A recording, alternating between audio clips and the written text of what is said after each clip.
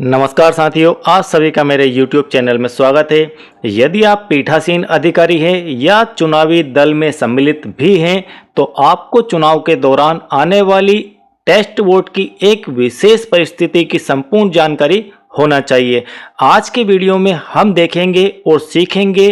कि test vote कब होता है, टेस्ट वोट कौन करता है, टेस्ट वोट होने पर पीठासीन अधिकारी के क्या क्या दायित्व हो जाते हैं, टेस्ट वोट होने पर मतदाता से कौन से फॉर्म भरवाए जाते हैं और टेस्ट वोट होने पर 17 का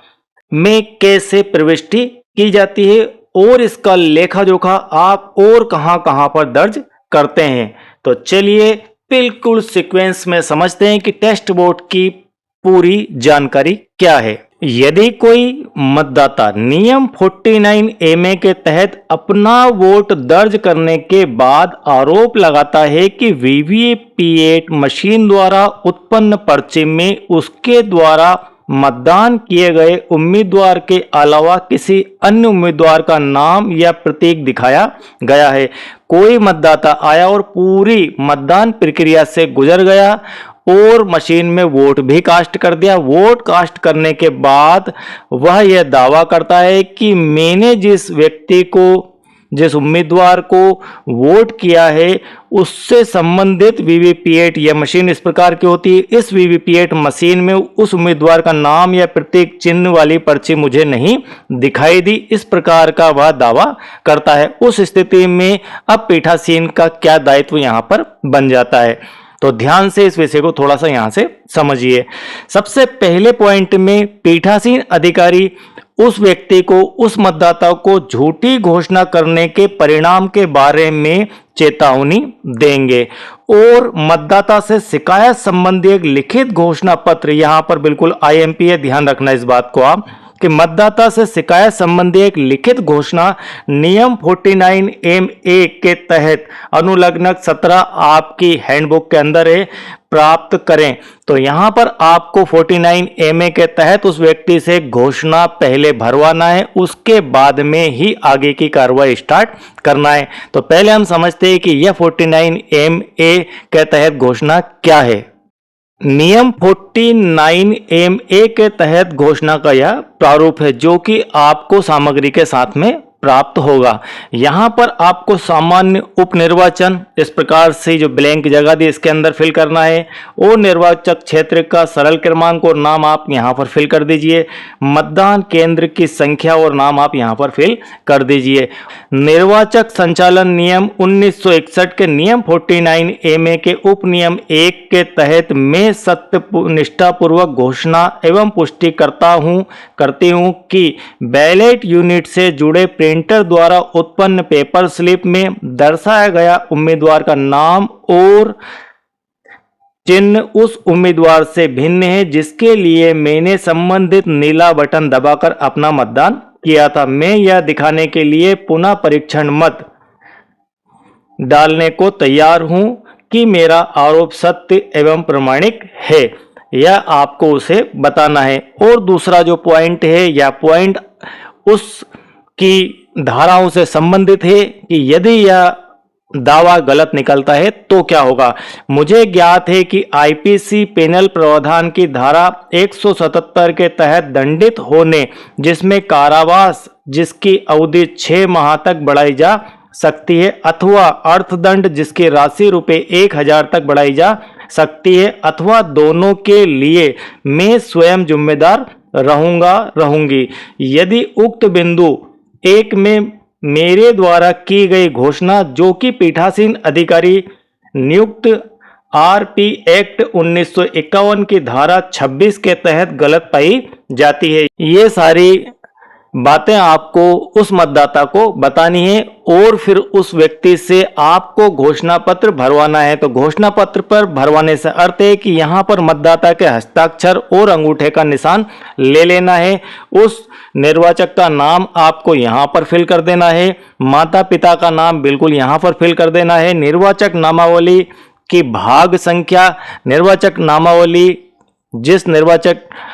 चिन्हित प्रति में उसका नाम है, नामावली में नाम है, उसकी भाग संख्या आपको यहाँ पर फिल कर देना। उक्त भाग में निर्वाचक का सरल क्रमांक यहाँ पर फिल कर देना है और मतदाता रजिस्टर में सरल क्रमांक फॉर्म 17A जो है उसका जहां पर उसने मतदान किया था वो आपको यहां पर फिल कर देना है और यहां पर भर देना है डेट और यहां पर आपके सिग्नेचर और डेट और नाम वगैरह सब कुछ यहां पर भर देना है और यहां पर आप सील भी लगा सकते हैं। तो इस प्रकार से यह घोषणा पत्र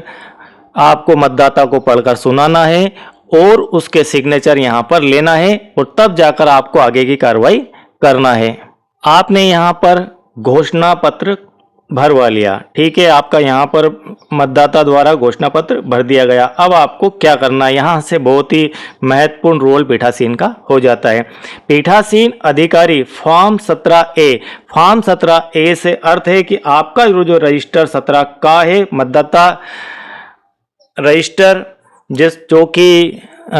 अधिकारी क्रमांक 2 के पास होता है, में उस मतदाता से संबंधित दूसरी प्रविष्टि करेंगे। आपको 17 का में एक प्रविष्टि और करना है यदि वे घोषणा पत्र भरकर दे देते हैं उस स्थिति में, और मतदाता को उसकी उपस्थिति में और मतदान केंद्र में उपस्थित उम्मीदवारों या मतदान अभिकर्ताओं की उपस्थिति में मतदान मशीन में एक परीक्षण वोट दर्ज करने की अनुमति वे देंगे और वीवीपीएटी द्वारा उत्पन्न कागज की पर्ची का निरीक्षण भी करेंगे। मतलब सीधा सा यहां पर है कि आपको एक वोट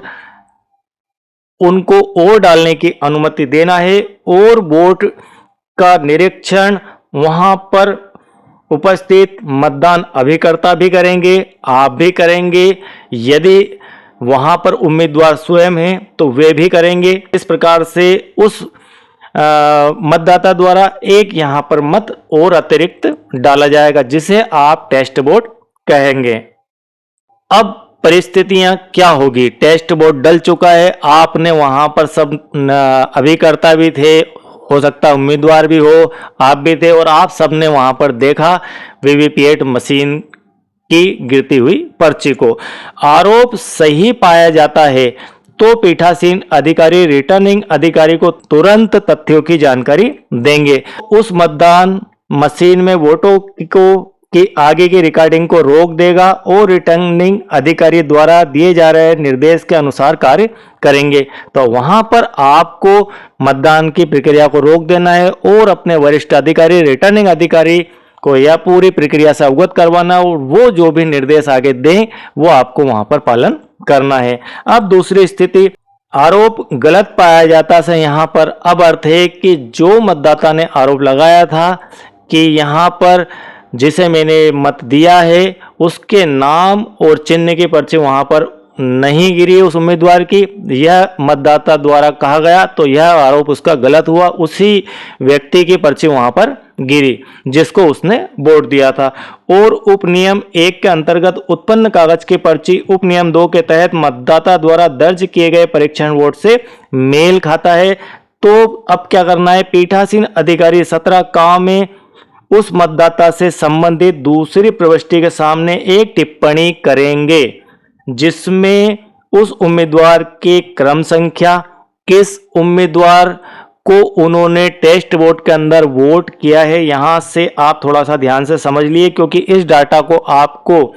17 काम में भी फिल करना है। तो उस उम्मीदवार की क्रम संख्या के कितने नंबर पर बीयू के अंदर उनका नाम लिखा हुआ है, दर्ज है, वो नाम का उल्लेख किया गया है जिसके लिए इस प्रकार के परीक्षण वोट दर्ज किए गए हैं। इस तरह के टिप्पणियों के सामने उस मतदाता के हस्ताक्षर या अंगूठे का निशान भी आपको प्राप्त अनिवार्य रूप से करना है। और इस तरह के परीक्षण वोट के संबंध में आवश्यक प्रविष्टियां फॉर्म 17C मतपत्र लेखा के भाग 1 के बिंदु 5 में भी आपको करना है। तो यहाँ पर इस प्रक्रिया का पूरी तरह से आपको पालन करना है और इसे अपनी डायरी में नोट कर लीजिए कि यह प्रक्रिया का हिस्सा होगा, यह कार्य पीठासीन के द्वारा वहां पर किए जाएंगे। आई होप कि टेस्ट वोट संबंधी यह जानकारी आपको पूरी तरह से क्लियर हो गई होगी। और यदि आप चैनल के साथ नए हैं, मुझे पहली बार देख रहे हैं, सुन रहे हैं, समझ रहे हैं वो चैनल को अब तक आपने सब्सक्राइब नहीं किया है तो तुरंत इस चैनल को सब्सक्राइब कीजिए। और यदि वीडियो आपको बहुत ही जानकारी से भरपूर लगता है तो एक लाइक जरूर अनिवार्य रूप से यहाँ पर कीजिए और सभी ग्रुप्स में इसे शेयर भी कीजिए। मतपत्र लेखा किस प्रकार से भरा जाए, पीठासीन की डायरी किस प्रकार से भरी जाए, एएसडी के नियम क्या है, ईडीसी के नियम क्या है, 49O नियम क्या है, 49M नियम क्या है, इस प्रकार से सारी जानकारी आपको यदि चाहिए तो आप नीचे डिस्क्रिप्शन में और भी वीडियो की लिंक आपको मिल जाएगी, वे सारे देखकर आप वहां से जानकारी कलेक्ट कर सकते हैं। या फिर यहां पर जो आई बटन आपको दिख रही है इसको प्रेस करके भी आप प्लेलिस्ट पे जाकर सारे वीडियो व्यवस्थित बने हुए हैं वहां पर देख सकते हैं। Thank you very much.